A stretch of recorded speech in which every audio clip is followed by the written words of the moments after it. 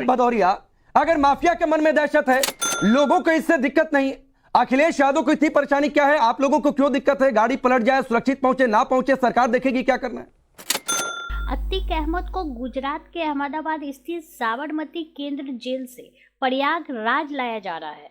इस पर लोग सवाल उठा रहे हैं कि अतीक अहमद की गाड़ी पलटने वाली है या फिर उसका एनकाउंटर होगा। इसी पर डिबेट में अनुराग भदौरिया को सुनिए, जिन्होंने अपना मानसिक संतुलन ही खो दिया है। अब आप सुनिए सर, 2005 में राजूपाल का मर्डर हुआ था, आपकी सरकार थी, पोस्टर बॉय था नाहिद हसन, आप लोगों ने उसे टिकट दिया। सुनिए ना सर, सुन लीजिए अनुराग भदौरिया, अनुराग भदौरिया तुम तलाक मत करिए, मैं आपसे तुम तलाक नहीं कर रहा हूं, आप क्या बात कर रहा हूं तो बहुत सम्मानजनक तरीके से बात करिए, सम्मानजनक तरीके से बात करिए। ये जो आप टैग देते हैं ना, ये जो आप सर्टिफिकेट देते हैं तो पास रखिए, उसको मैं ऐसे झाड़ देता हूं, उसको मैं झाड़ देता हूं, मैं बिल्कुल आपके मुंह में नहीं डाल रहा हूं। अब सुनिए ना सर, मैं बिल्कुल शब्द मुंह में नहीं डाल रहा हूं, आईना दिखा रहा हूं आपको और आपका आईना इस देश की और प्रदेश की जनता को।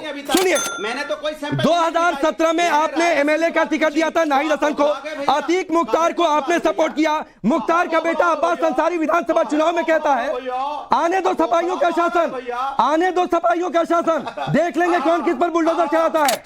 चिल्लाओ, स्वागत नहीं, आप चिल्ला रहे हैं अनुराग भदौरिया, और चिल्लाओ। आप चिल्ला रहे हैं अनुराग भदौरिया, और ये दिखा रहा है कि अतीक पर कार्रवाई हो रही तो किसको दिक्कत हो रही है, किसके पेट में दर्द हो रहा है? अनुराग भदौरिया बौखला गए हैं, मानसिक संतुलन खो बैठे हैं। जैसे ही खबर मिली है कि अतीक अहमद को लेने के लिए उत्तर प्रदेश की पुलिस पहुंची है, अनुराग भदौरिया मानसिक संतुलन खो बैठे हैं। मुझे लगता है कि कहीं इनकी ऐसे खराब ना हो जाए, चौपट ना हो जाए,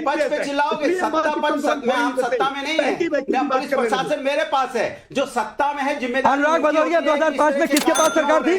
अनुराग भदौरिया 2005 में किसके पास सरकार थी? राजूपाल का मर्डर हुआ था, बोलिए ना किसके पास सरकार थी? जिम्मेदारी 5 अपराधों में यूपी नंबर 1 था, 5 अपराधों में यूपी नंबर 1 था आपके सरकार में, आपके शासनकाल में। अनुराग भदौरिया, आईना देखा करिए।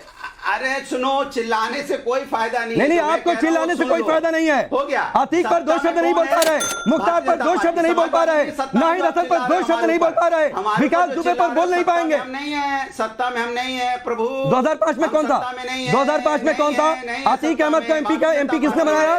मुख्तार को किसने बनाया? आप निश्चित रहिए, आप सत्ता में आने वाले भी नहीं है। लॉ एंड ऑर्डर खराब हुआ, क्यों गोला बारूद चली दिन दहाड़े? प्रयागराज में गोला बारूद क्यों चली? ये सवाल सत्ता पक्ष से पूछा जाना है, विपक्ष से नहीं। तो 2005 में कौन था सत्ता पक्ष में? अनुराग भदौरिया 2005 में कौन था? गोली बारूद क्यों चल रही है? 2005 में कौन था सत्ता पक्ष में? अब मैं इतना चिल्लाते हो अनुराग भदौरिया, अरे इतना किसी दूसरे का नाम ले लो भाई, मैं सत्ता में नहीं हूं, ये जिम्मेदारी सत्ता पक्ष की होती है। हमने तो आवाज उठाई है कि दिन दहाड़े गोली बारूद चली है, क्यों चल रही है, गुंडागर्दी क्यों हो रही है, इस पे कानूनी कार्रवाई होनी चाहिए। तो हम ही पे बरस रहे हो भाई, तुमने तो उठाया नहीं, हमने उठाई थी आवाज। नहीं, अनुराग भदौरिया, अरे अनुराग भदौरिया सुनिए ना सर, अनुराग भदौरिया किसने उठाई थी? समाजवादियों ने उठाई। ठीक है सर, वो दिख रहा है किसने कब क्या उठाया। ठीक है, आवाज किसने उठाई थी? ठीक है, किसने उठाई थी? समाजवादियों ने कहा कि दिन दहाड़े गोली बारूद चल रही है, क्यों चल रहा है? ठीक है, कौन है जो दिन दहाड़े गोली बारूद कर रहा है? इस पे कार्रवाई क्यों नहीं हो रही है? चलिए मैं आगे बढ़ता हूं, अनुराग भदौरिया आगे बढ़ता हूं। आपने नहीं मांगी थी, अनुराग भदौरिया आगे बढ़ता हूं।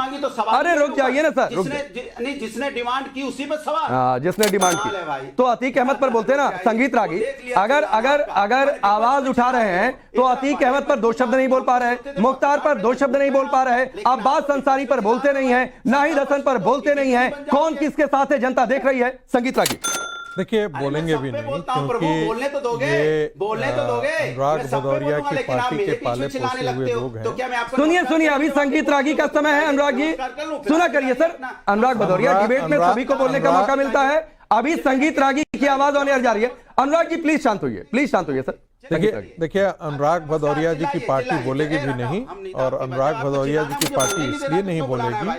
अरे तो अकेले थोड़े नहीं बोलेंगे अनुराग भदौरिया, 5-6 मिनट से आप लगातार बोल रहे हैं, तो अकेले आप थोड़े नहीं बोलेंगे।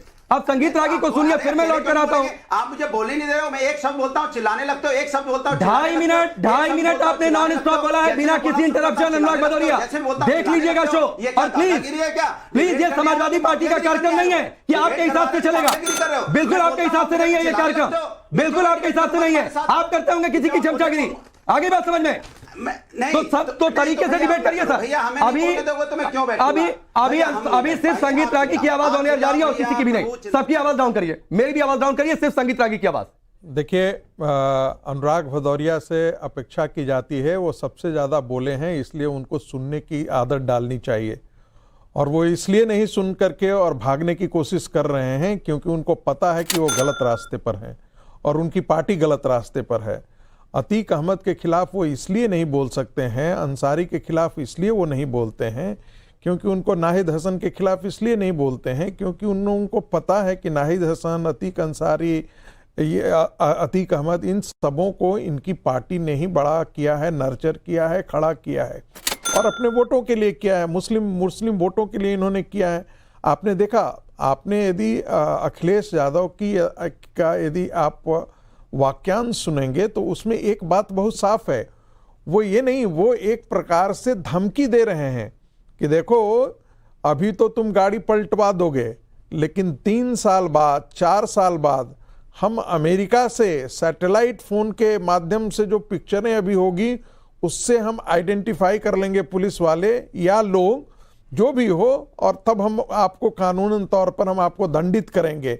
यानी कि एक प्रकार से वो पुलिस वाले को और प्रशासन को धमका रहे हैं कि यदि प्रशासन में बदलाव होता है तो आने वाले दिनों में आप परिणाम भुगतने के लिए तैयार रहिए। नतीजा ये है कि ये साफ साफ लग रहा है, साफ साफ दिख रहा है कि समाजवादी पार्टी अतीक अहमद के पक्ष में पूरे चट्टान की तरह खड़ी है और ऐसा समझ में नहीं आ रहा है कि इतने दुर्दांत खूंखार आदमी के लिए, जिसका पूरा पिछला 2 दशक का इतिहास जो है वो खून खराबे में 108 से ज्यादा जिसके खिलाफ केस हैं, उसके पक्ष में इस प्रकार की बैटिंग करने के लिए समाजवादी पार्टी का मुखिया, समाजवादी पार्टी का अध्यक्ष सामने आ रहा है। आपका कोई नेता बोल देता, बात समझ में आती थी, कोई एक छोटा मोटा प्रवक्ता बोल देता, ये भी बात समझ में आती है, लेकिन अखिलेश यादव को स्वयं इसमें उतरना पड़ा, तो इसका मतलब है कि समाजवादी पार्टी कहीं गहरे अंदर तक रॉटन है।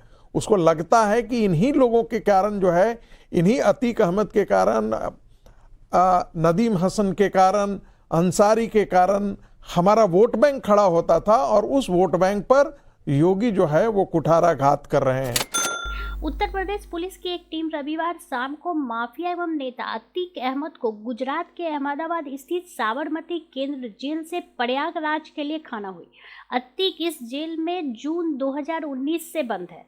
अतीक को एक अदालत के समक्ष पेश किया जाएगा जो 28 मार्च को एक अपहरण मामले में आदेश पारित करने वाली है, जिसमें वह आरोपी है। अधिकारियों ने बताया कि उत्तर प्रदेश पुलिस की एक टीम सुबह साबरमती जेल पहुंची और आवश्यक औपचारिकताएं पूरी करने के बाद शाम 6 बजे एक पुलिस वैन में अहमद को लेकर निकल गई। अतीक अहमद को साबरमती जेल से लाए जाने के बाद सोशल मीडिया पर विकास दुबे ट्रेंड करने लगा। ट्विटर पर लोग सवाल करने लगे हैं कि अतीक अहमद की गाड़ी भी पलटने वाली है या फिर उसका एनकाउंटर होगा। आपको बता दें कि अतीक अहमद को भी एनकाउंटर का डर सता रहा है। जेल से निकलने के बाद उसने पहला बयान दिया कि कोर्ट के कंधे पर बंदूक रखकर ये लोग मुझे मारना चाहते हैं। अतीक ने कहा कि मुझे इसका प्रोग्राम मालूम है, हत्या करना चाहते हैं। आपको बता दें कि विकास दुबे को साल 2020 में गिरफ्तार करने के प्रयास के दौरान कई पुलिसकर्मियों की उससे मुठभेड़ हो गई थी। इसके बाद गोलीबारी में एक डीएसपी समेत 8 पुलिसकर्मी शहीद हो गए थे। बाद में विकास दुबे को मध्य प्रदेश के उज्जैन जिले से पकड़ा गया था। वहां से वापस लाए जाने के दौरान पुलिस की गाड़ी पलट गई थी और इसी दौरान एनकाउंटर में विकास दुबे की मौत हो गई थी। इस डिबेट को लेकर आपकी क्या राय है, हमें जरूर बताएं। हमारे साथ जुड़े रहने के लिए चैनल को लाइक एंड सब्सक्राइब करना ना भूलें।